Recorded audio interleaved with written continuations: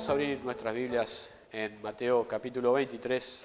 Mateo capítulo 23 y vamos a estar en los últimos versículos de este capítulo y estamos terminando ya esta parte donde el Señor en la primera parte de estos versículos de este capítulo habla, algunos dicen, contra los escribas y fariseos, esos ayes que el Señor les dio, que eran 8, que habíamos visto la semana pasada, pero que realmente demuestran el sentimiento que el Señor tenía para con estas personas, que sinceramente eran personas que estaban equivocadas, personas que estaban erradas, personas que estaban dirigiéndose hacia el lado opuesto donde ellos pensaban que se estaban dirigiendo. Ellos pensaban que lo que estaban haciendo y lo que estaban enseñando les dirigía hacia el reino de los cielos, hacia el reino de Dios, eso es lo que ellos querían. Pero sin embargo ellos estaban yendo para el lado opuesto, estaban yendo para el infierno, estaban yendo a la condenación, y no solamente ellos, sino también todos aquellos que seguían a ellos. Y el Señor, los primeros versículos dice, haced lo que ellos dicen, pero no hagan lo que ellos hacen, hablando acerca de la hipocresía que ellos tenían.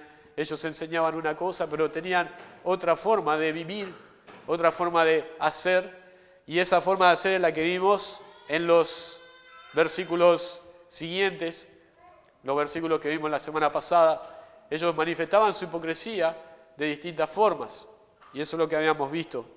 Pero ahora el Señor se vuelca no solamente a esos tristes ayes contra las personas, contra los religiosos, contra estos que eran los líderes de Israel, personas instruidas que sabían bien la ley, y se vuelca de los ayes hacia ellos, pero ahora particularmente va a lamentarse sobre la ciudad de Jerusalén, sobre las personas que la habitaban, y si podemos ir en extensión, también sobre el pueblo de Israel, pero básicamente sobre la ciudad de Jerusalén.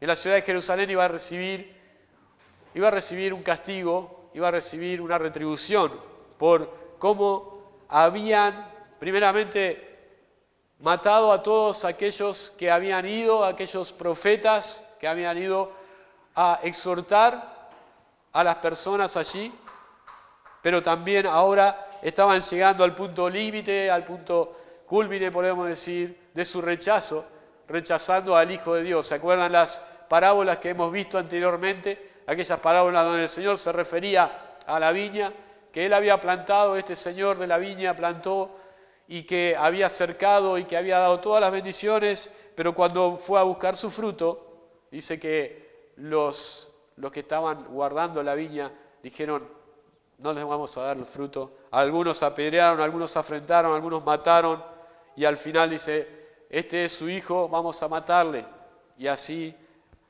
no vamos a tener que preocuparnos por darles el fruto.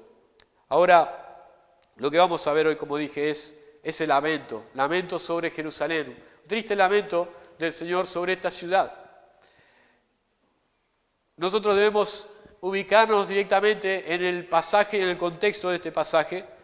Este pasaje es específico para Jerusalén, era específico para Jerusalén de aquel día, era específico para el pueblo de Israel, pero sin embargo tiene algunas implicancias que van hasta el día de hoy. Hay ciertas premisas en este pasaje que tienen que ver con toda la humanidad, en toda la historia de la humanidad. Pero particularmente podríamos decir, el Señor podría decir hoy en día, podría lamentarse sobre la ciudad de Seiza, pero no era este el caso, era la ciudad de Jerusalén. Pero sin embargo, podemos decir, hoy en la ciudad de Seiza hay situaciones parecidas a lo que nosotros podíamos ver en Jerusalén en aquel tiempo. Porque hay religiosos, porque hay líderes, porque hay personas que conocen bien la ley, personas que conocen la Biblia y personas que son hipócritas. Personas que rechazan el Evangelio, personas que rechazan a las personas, a los creyentes que llevan el Evangelio. Entonces hay bastantes similitudes entre aquella Jerusalén y la ciudad donde nosotros hoy en día vivimos. Pero quisiera entrar con una introducción y dice así, en el comentario de Mateo Henry, dice: Jesús se lamenta amargamente de la perversidad de Jerusalén y les echa en cara las muchas y amables ofertas de salvación que les había hecho. Otro comentarista dice algo más o menos parecido. Realmente, si leemos este pasaje, ahora lo vamos a hacer, nos estamos dando cuenta de eso. Dios dio muchas oportunidades desde que el pueblo de Israel se estableció en la ciudad de Jerusalén, la capital del reino. Le dio muchas oportunidades para que ellos se arrepientan, para que ellos se vuelvan a Dios. Pero en todas esas oportunidades, muy pocos fueron lo que tomaron. Tomaron esa oportunidad y se arrepintieron. Y todos los demás, como vamos a leer ahora, no quisieron. No quisieron. Ese es podemos decir, el punto de este pasaje. No quisieron. Hay una oferta, hay un ofrecimiento de parte de Dios. Pero también está la decisión del hombre, la decisión de las personas. Las personas no quieren. Y a veces hasta los creyentes no quieren. Y ahora vamos a ver también qué es lo que no quieren. Pero vamos a leer versículo 37 al 39. Dice: Jerusalén, Jerusalén, que matas a los profetas y apedreas a los que te son enviados. Cuántas veces quise juntar a tus hijos, como la gallina junta a sus polluelos debajo de sus alas, y no quisiste. He aquí vuestra casa os es dejada desierta. Porque os digo que desde ahora no me veréis hasta que digáis: bendito el que viene en el nombre del Señor. Y ahí vemos el lamento, versículo 37. Lo primero que vemos, y vamos a ver tres cosas acá.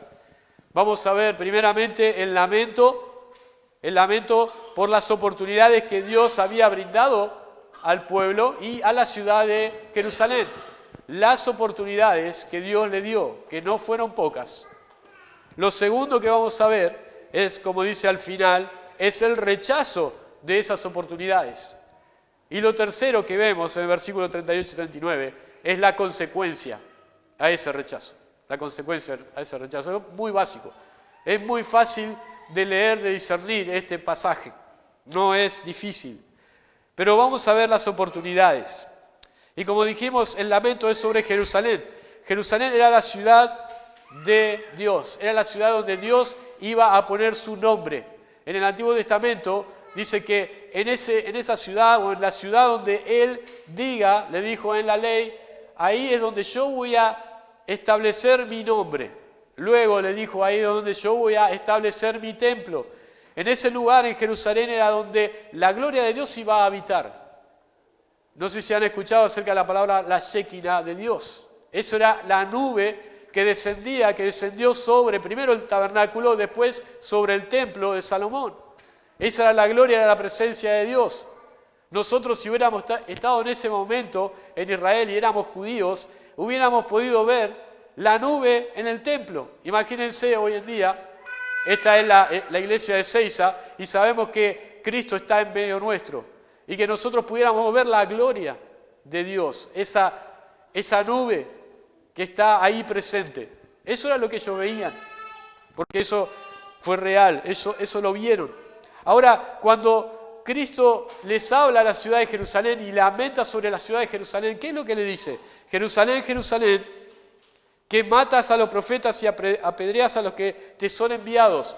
Y esta segunda frase, que matas, en realidad está puesta en tercera persona y es que mata a los profetas y apedrea a los que te son enviados. Esa es la traducción.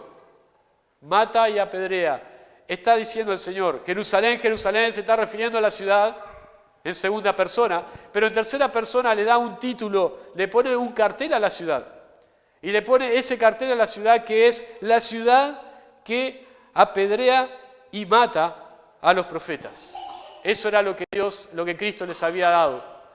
Ese era el título que Él puso sobre esta ciudad. Ahora, es interesante cómo nosotros podemos entender que la ciudad de Dios, que la ciudad de Jerusalén, la ciudad del templo, la ciudad de la gloria de Dios, donde reposaba su nombre, donde reposaba su gloria, era la ciudad que rechazaba a los profetas y que los mataba y que los apedreaba. Si nosotros pudiéramos comparar la cantidad de oportunidades que tuvieron ellos con respecto a las oportunidades que tuvieron otras naciones, otras ciudades que no eran de Israel, por ejemplo, la ciudad de Nínive. La ciudad de Nínive tuvo una sola oportunidad de arrepentimiento. Le fue enviado el profeta Jonás, que podemos decir, bueno, quizás no era de los mejores profetas, porque él no quería ir allá. Él se resistió, se fue en un camino totalmente opuesto y Dios lo trajo de vuelta. Y entonces él fue y cuando predicó dice que la ciudad de Nínive se arrepintió. Tuvo una sola oportunidad, un solo profeta. Sin embargo se arrepintió.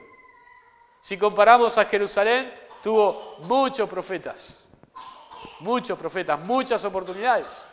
Vez tras vez, el Señor le mandaba oportunidad tras oportunidad. Y si nosotros pudiéramos ver en el Antiguo Testamento todas esas oportunidades que Dios le dio al pueblo y cómo ellos las iban rechazando sistemáticamente. Pero quisiera que busquemos ahora, y dejen su dedo ahí, pero vamos a buscar en el libro de Jeremías, el profeta Jeremías. Hay una frase que se repite en este libro, en esta profecía, y es la frase desde temprano y sin cesar. Jeremías capítulo 7.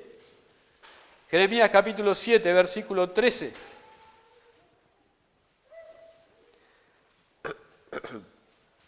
Jeremías 7, 13.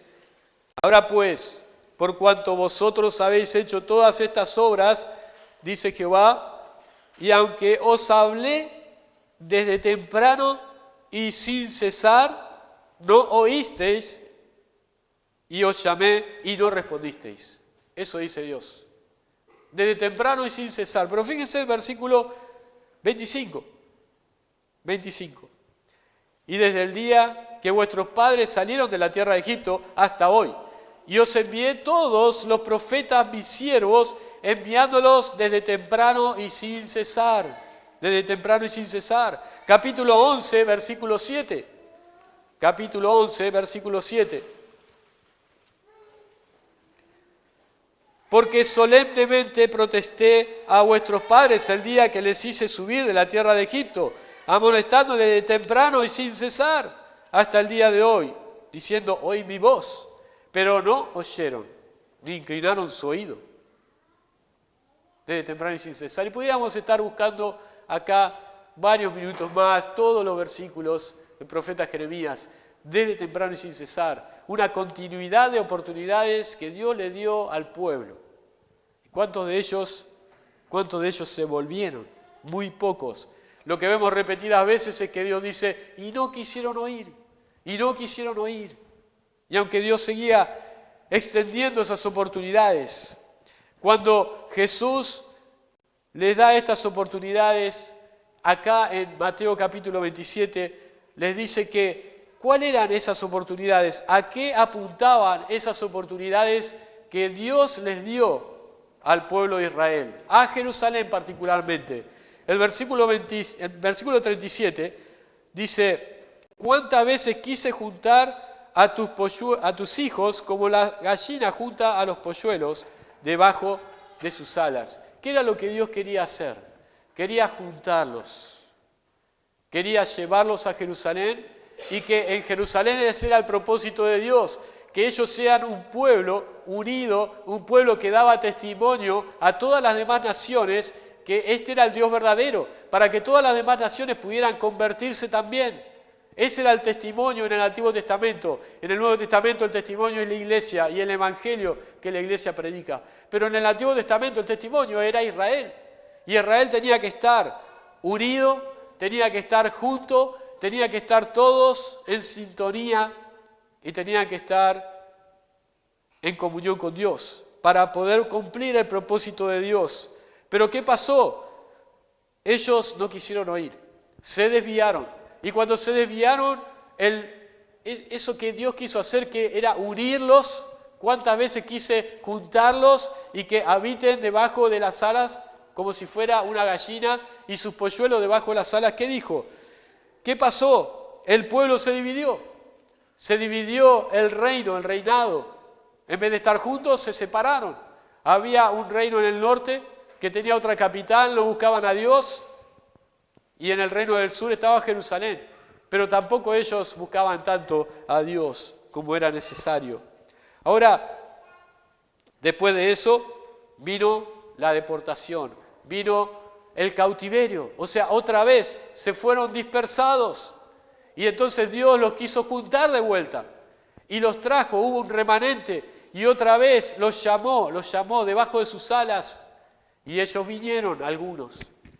Pero 400 años después, más o menos 400 años después, tuvieron la gran oportunidad, que era Jesús, el Cristo, con ellos. Y Él les dio oportunidad tras oportunidad, diciéndoles, llamándoles debajo de sus alas, y ellos no quisieron. Tenían la oportunidad ahora, ¿y qué hicieron? Desecharon al Cristo, desecharon al Hijo de Dios. Quien los quiso juntar muchas veces, ahora estaba allí presente en cuerpo, y ese era Jesús. Y aunque el Hijo de Dios estaba ahí, el Hijo de Dios los había llamado, el Hijo de Dios había hecho milagros, había predicado, había enseñado, les estaba llamando, ellos escucharon y no quisieron venir, no quisieron venir. Él quería salvarlos, pero ellos rehusaban y rehusarían ser salvados por Cristo. Debemos entender aquí que la frase de Cristo no es un grito de impotencia, porque Él dice, Jerusalén, ¿cuántas veces quise juntar a tus hijos y no quisisteis? Cristo no está diciendo, me siento impotente porque no puedo hacer que lo que yo deseo y lo que yo quiero se cumpla. No es que a Dios le falta poder, sino que hay una voluntad de Dios. Y hay una voluntad de Dios que es un deseo. Y ese deseo es que todos sean salvos. Ese deseo era que todos los de Jerusalén puedan conocer al Salvador. Pero también ese deseo podía ser resistido. Hay una voluntad que es irresistible de Dios. Esa es la voluntad de aquellos que son llamados y son atraídos por su gracia irresistible. Esos no pueden resistirse a su llamado, pero sí hay otra voluntad, y es la voluntad de su deseo. Y Él deseaba que los judíos puedan arrepentirse, pero ellos no quisieron, no quisieron. Él desea que la ciudad de Ezeiza, todos los que están en Ezeiza, no se resistan, sino que puedan ir al arrepentimiento y a la fe en Cristo. Ese es su deseo. Pero muchos se resisten y dejan pasar las oportunidades. ¿Han estado alguna vez en una estación de tren, esperando el tren para volver a su casa? Y de repente viene un tren, pasa de largo. Viene un segundo tren, viene lleno. Vamos a dejarlo pasar. Y así dejamos pasar 1, 2, 3 trenes. Y luego llega el momento donde ya no pasa ninguno.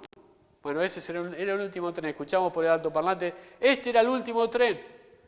Hasta mañana no hay más trenes. ¿Qué hacemos ahí? ¿Buscamos una alternativa? Eso es posible en el mundo de hoy en día. Pero ellos dejaron pasar todos los trenes y no hubo más oportunidad para ellos. No hubo más oportunidad. ¿Hasta cuándo? ¿Hasta cuándo Dios va a estar llamando? ¿Hasta cuándo Dios iba a estar llamando a Jerusalén para que se arrepienta? No debemos dejar pasar su llamado. Pero lo segundo que vemos ahí, las últimas palabras del versículo 37. Y no quisisteis. 3 palabras muy tristes.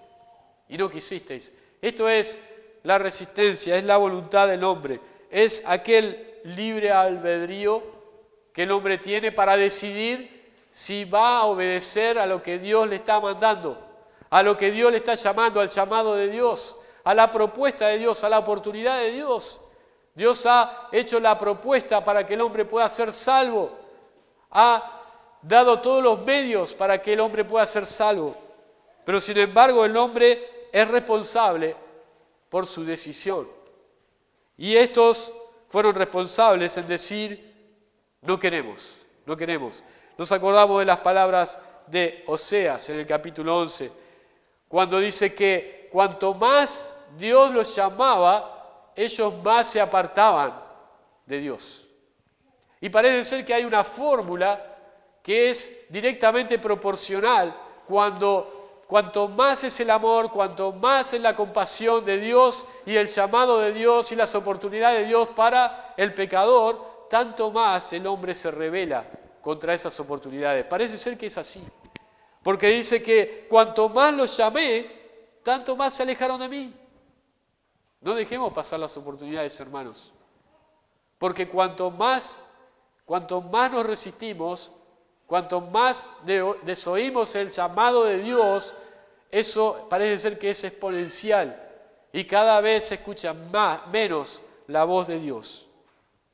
Llega un momento donde ya no se oye. Porque ellos rechazaron. No quisieron, nos recuerda a aquellos en Proverbios capítulo 1 que corrían hacia el mal. ¿Se acuerdan? Proverbios capítulo 1 dice que ellos iban y corrían hacia el mal y buscaban mal. Y Dios dice en un momento, los llamé y no quisiste oír. Los llamé y no quisiste oír.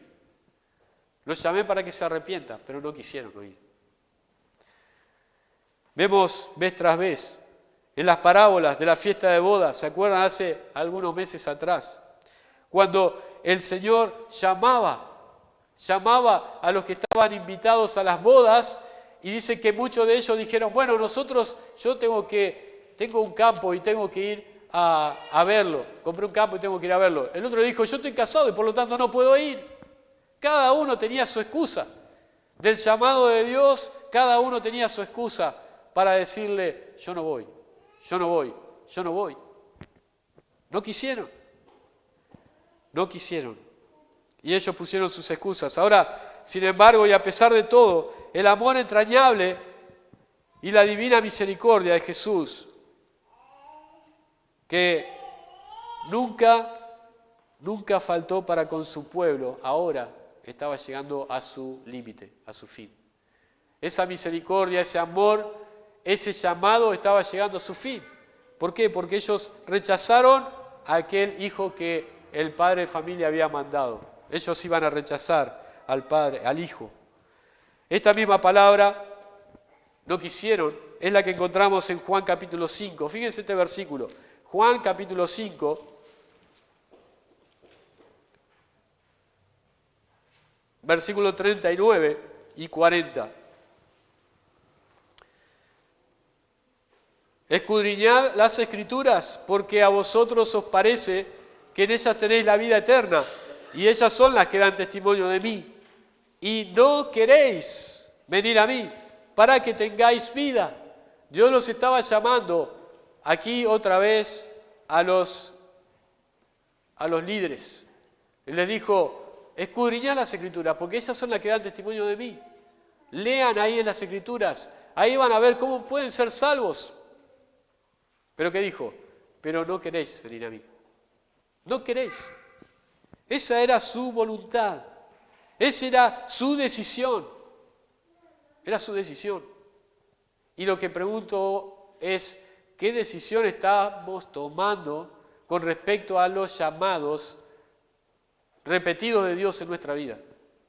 Y hablo acerca del llamado a la salvación, el llamado a venir a Cristo para salvación y el llamado a ir a Cristo para tener comunión con Él. El llamado de nuestro Señor y de nuestro Dios a tener vidas santas. El llamado de nuestro Dios a cambiar algunas cosas que no están bien. ¿Qué respuesta estamos dando? ¿Qué le estamos diciendo al Señor? Ellos dijeron, no queremos. ¿Saben que cuando estaban por apedrear a Esteban le dio un discurso a los judíos tremendo. Hechos capítulo 7. Pero Él les dijo así, les dijo, no quisieron obedecer a la voz de Moisés. Estaba hablando en retrospectiva y estaba hablando del pasado a los judíos que estaban ahí presentes y les dijo, ellos tampoco quisieron oír a Moisés y ustedes tampoco quieren oír el Evangelio, tampoco quieren venir a Cristo. Venir a Cristo implicaba o implica muchas veces, y para estos judíos en particular, empezar de cero. Era empezar de cero. Porque ellos ya tenían una reputación, ellos ya tenían una vida, tenían un estatus social, tenían una religión que iban a tener que abandonar, tenían una tradición familiar. Y venir a Cristo implicaba empezar de cero. Para otros implicaba dar una vuelta de 180 grados. Ellos estaban yendo para allá, bueno, ahora tenían que ir al lado opuesto. Por eso ellos no quisieron. Porque tenían que empezar de cero, porque tenían que dar una vuelta de 180 grados. Pero también porque esto implicaba tener una fe real, genuina en Cristo. Y ellos pensaban que Cristo era un impostor. Ellos no creían en Cristo como el Mesías. Si ellos decían queremos, si ellos decían nos arrepentimos y vamos a Cristo y nos acobijamos debajo de sus alas, ellos tenían que decir este es el Mesías. Y ellos no estaban dispuestos a decir eso, a creer eso. No estaban dispuestos. Y la consecuencia, vamos a ver la consecuencia del rechazo. Versículo 38 y 39. He aquí, vuestra casa os es dejada desierta, porque os digo que desde ahora no me veréis, hasta que digáis, bendito el que viene en el nombre del Señor. La consecuencia. Lo primero que vemos de esa consecuencia, ¿se acuerdan? Cristo dijo, Jerusalén, ¿cuántas veces quise? Muchas. Pero ustedes dijeron, no queremos. Entonces ahora yo les voy a decir lo que va a pasar. Lo primero es, vuestra casa os es dejada desierta. Y es interesante porque acá Cristo no dice, mi casa. ¿Se acuerdan? ¿Se acuerdan que hace unas semanas atrás, unos meses atrás, vimos cuando Cristo entró al templo y dijo, mi casa, casa de oración será llamada? Ahora Cristo dice, vuestra casa. ¿Por qué esa diferencia? Porque ahora esa casa quedaba desierta, esa casa quedaba despojada de la gloria de Dios, quedaba despojada de Cristo. Cristo ya no iba a estar ahí. Cristo estuvo muchas veces ahí, Cristo estuvo muchas veces en el templo, pero ahora iba a quedar desierta. ¿Y qué era esa casa sin Dios? No era nada, era una casa. Era un edificio, nada más. Vamos a ver próximamente que los discípulos se admiraban de lo imponente que era el templo. Y Cristo dijo, en 3 días lo reedificaré. Pero ellos, el Señor le dijo, vuestra casa os es dejada desierta. En el Antiguo Testamento, en el tabernáculo había descendido, ¿se acuerdan? La nube, la gloria de Dios. También en el templo había descendido la nube, la gloria de Dios. Pero en un momento en la historia de Israel, esa nube se fue. La dejó desierta también a esa casa. Y esta vez iba a ocurrir lo mismo. Pero en esta ocasión no veíamos esa nube sobre la casa. ¿Por qué no veíamos esa nube? ¿Por qué no se veía esa nube de la gloria de Dios si estaba el Hijo de Dios mismo allí? Porque su cuerpo de carne, su humanidad, estaba velando esa gloria. Solamente había algunos destellos que se pudieron ver en la historia de Cristo. Que cuando Él fue al monte de la transfiguración, 3 de sus discípulos pudieron verle en su gloria, pudieron verle resplandeciente. Como lo vamos a ver también en Apocalipsis, si ustedes lo leen ahí. Lo vieron en su gloria. vieron su magnificencia.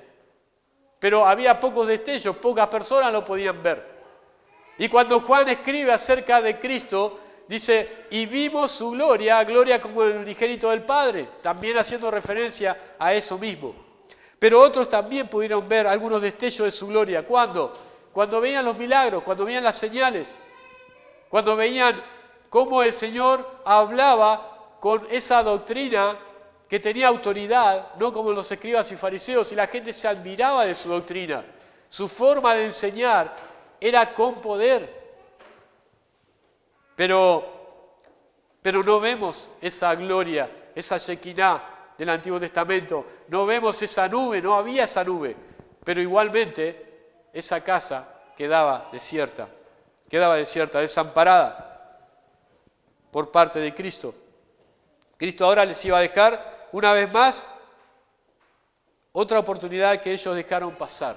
Esta era la última para ellos. Algunos años más tarde, esa ciudad y ese templo iba a ser prendido fuego. ¿Por qué? Ya no estaba Dios ahí. Ya no habitaba la gloria de Dios ahí. Y llegó el castigo de Dios sobre ellos. Ahora, era como si se levantase esa Shekinah en el Antiguo Testamento, dejándolos sin protección y sin cobijo, y el templo y la ciudad quedaban totalmente desolados. Aunque las personas seguían viviendo ahí, aunque parecía que nada había pasado, la ciudad había quedado totalmente despojada de la gloria de Dios. Dios ya no estaba ahí. Lo habían crucificado. Y lo que dice al final del versículo 39, porque os digo que desde ahora no me veréis hasta que digáis, bendito el que viene en el nombre del Señor. Este versículo, al final podemos decir, parece ser que tiene una buena expectativa, una esperanza alentadora. ¿Por qué? Porque dice, no me veréis hasta que digáis, bendito el que viene en el nombre del Señor. Entonces podemos decir, el Señor está diciendo, no se preocupen porque yo voy a volver y ustedes me van a poder ver de vuelta. Y entonces podemos decir, es un versículo positivo. Pero el énfasis no era no era el que le iban a volver a ver cuando digan, bendito el que viene en el nombre del Señor, sino que el énfasis en este versículo es, desde ahora no me veréis más. Ese es el énfasis. Desde ahora no me veréis más. Hasta ahora me habéis visto las señales, me habéis escuchado, me tenías cerca. La salvación estaba a la mano de ellos. Podían preguntarle, podían hablar con él. Pero desde ahora no me veréis más. Ese es el énfasis. Y desde que Cristo dijo esto, no me veréis más, hasta que se cumpla lo que dice al final del versículo, bendito el que viene en el nombre del Señor, hasta hoy en día pasaron 2000 años y contando. Entonces, ¿qué pasó con aquellos que estaban allí? No le vieron más. ¿Qué pasó con la siguiente generación? Con sus hijos. Tampoco le vieron más, no le vieron. Y así sucesivamente, no le vieron más. Y no le vieron más, no era solamente, bueno, Cristo se va a la cruz, va a resucitar y al tercer día va a ascender al cielo. Y le vamos a poder ver en los cielos. No, ellos no le iban a poder ver ni siquiera en los cielos. No había otra oportunidad. No iban a verle en los cielos, no iban a verle en la tierra, no iban a verle más. ¿Saben cuándo le iban a ver de vuelta? Cuando toda rodilla se doble delante de él, pero ya iba a ser tarde. En el tribunal, en el gran trono blanco. Esto era muy distinto cuando el Señor le dijo a sus discípulos, ahora un poco y me veréis, pero luego un poco y no me veréis. Juan capítulo 16. Y donde yo voy, vosotros no podéis venir. Pero luego me veréis. Y luego vas a poder estar conmigo. Juan capítulo 16, versículo 16 al 22. Los discípulos tenían una tristeza de que no iban a poder ver más a Cristo, porque Cristo iba a la cruz, iba a ascender, iba a resucitar, iba a ascender, y no le iban a ver más. Y eso era triste, era triste.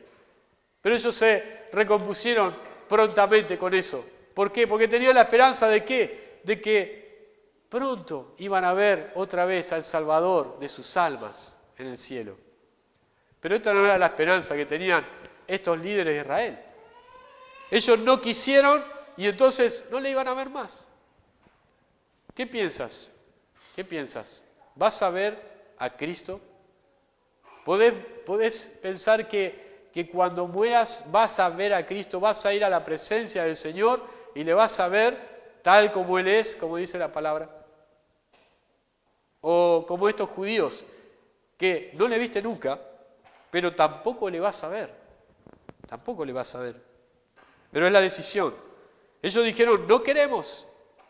Es tu decisión. Decir, quiero ir a Cristo. Y esa es tu decisión. Ahora, tenemos varias aplicaciones aquí. Varias aplicaciones. Y la primera tiene que ver justamente con las oportunidades. Las oportunidades, el punto número 1. Oportunidades. ¿Cuántas oportunidades nos da Dios para ir a Él? ¿Cuántas? ¿Te has puesto a pensar cuántas oportunidades te dio Dios para que le conozcas a Cristo, para que vayas a Cristo? ¿Cuántas oportunidades te ha dado para que te arrepientas? ¿Cuántas? Empezá a sumar 1, 2, 3, 4. ¿Cuántas veces escuché el Evangelio? 1, 2, 3, 4. Muchas oportunidades. Y con Israel había sido igual. ¿Cuántas oportunidades?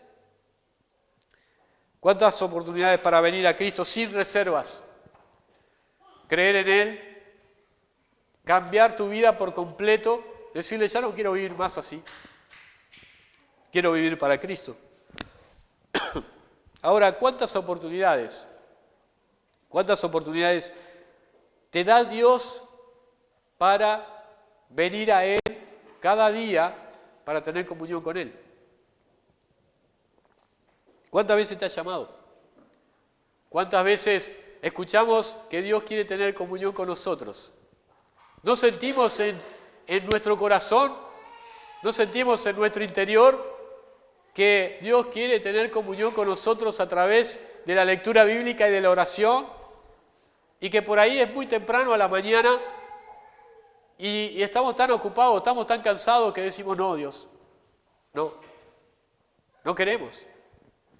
O llega la noche y estamos cansados y antes de ir a la cama el Señor está diciendo, pero te olvidaste de mí hoy.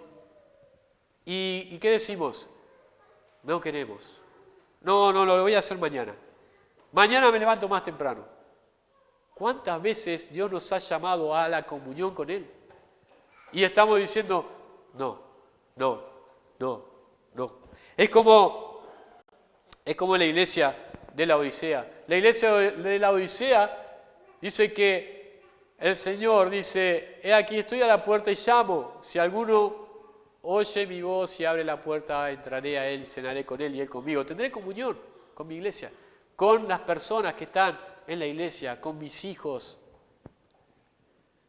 Cuando en Salmos 23:5 dice, aderezas mesa delante de mí en presencia de mis angustiadores, está hablando de que el pastor de las ovejas preparaba un banquete, preparaba una mesa para que las ovejas puedan participar.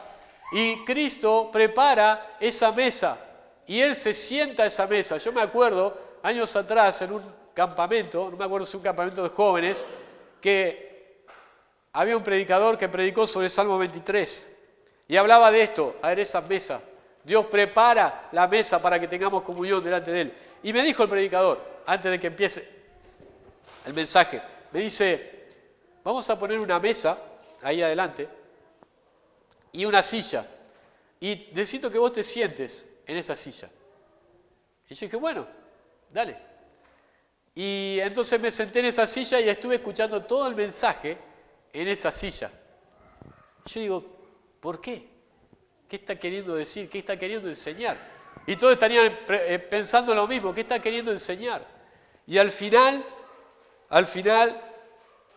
este predicador dijo así, dijo, acá está la mesa y el Señor está esperando.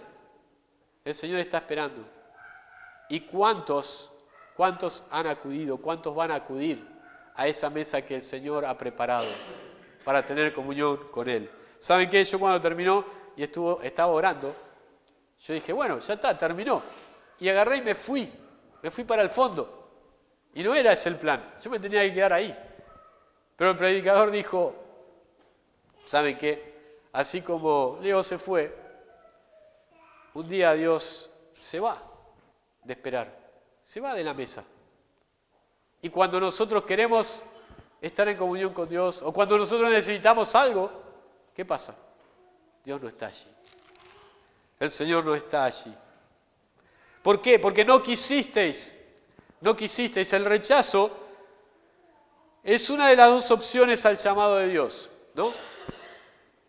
Una de las opciones es ir a Cristo. El otro es el rechazo. Y ellos le rechazaron. Esta opción, este recurso es el más usado.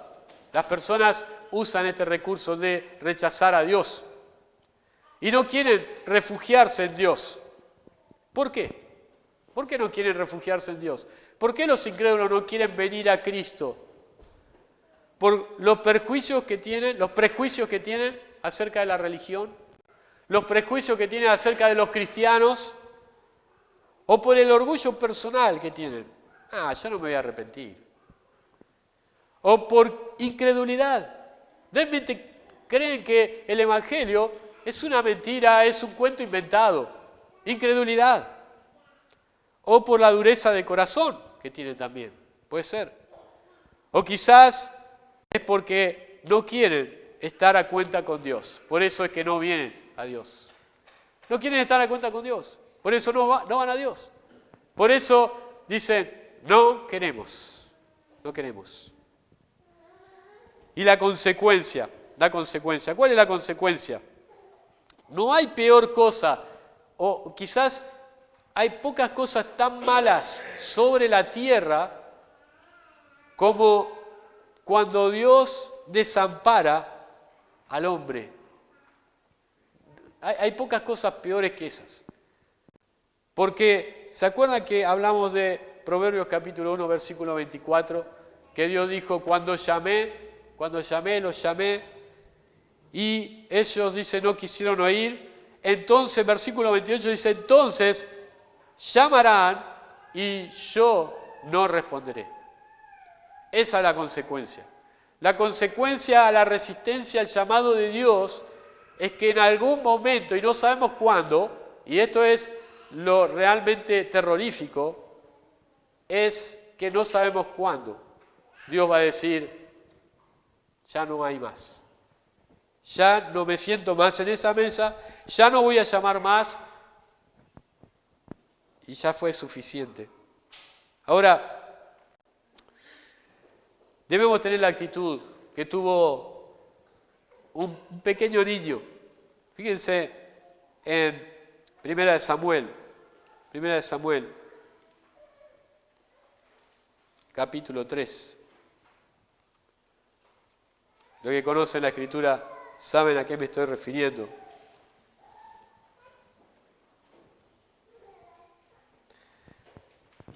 Cuando sientas que Dios está llamando y las oportunidades son muchas.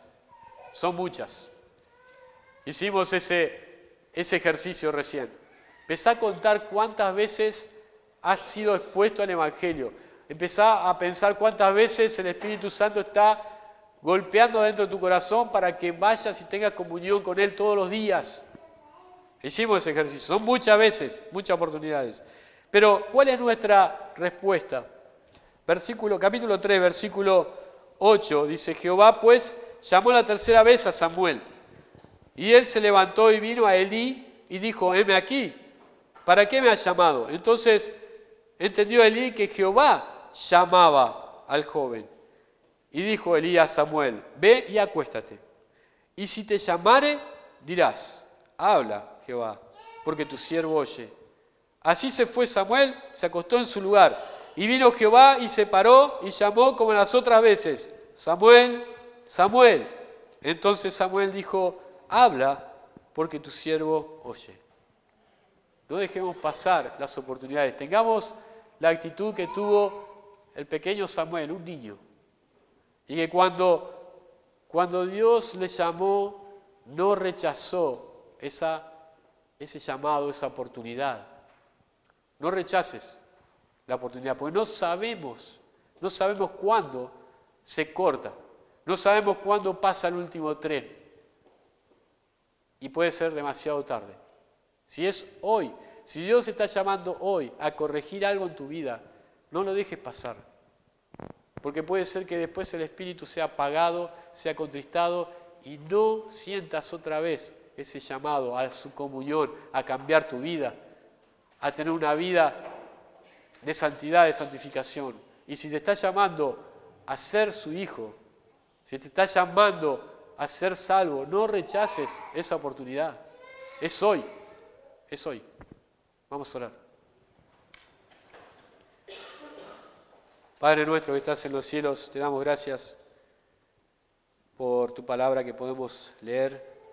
Gracias, Padre, por este llamado constante, estas oportunidades continuas de la gracia de Dios, primeramente para con el pueblo de Israel, primeramente para con Jerusalén, pero también, Padre, ha sido extendida a los gentiles, de los cuales nosotros somos beneficiarios y benefactores.